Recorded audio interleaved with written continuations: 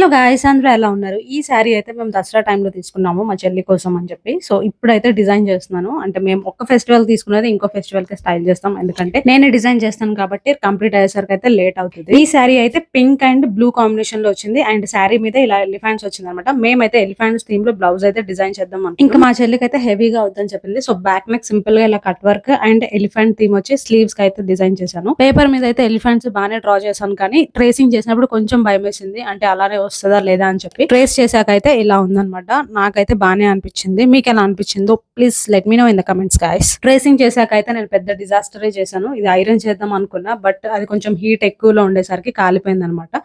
Centre లో కాకుండా కొంచెం అటు సైడ్ అయితే కాలింది. సో నేను మళ్ళీ ఫ్రంట్ నెక్ అనేది ఇటు సైడ్ ట్రేస్ చేశాను. నాకైతే ఒక్క నిమిషం ఏం అర్థం కాలేదు, అయిపోయింది అనుకున్నా. బట్ కొంచెం ఒక 10 minutes టైం తీసుకొని మళ్ళీ ట్రేసింగ్ అయితే నేను ఫ్రంట్ నెక్ అయితే మోడిఫై చేశాను.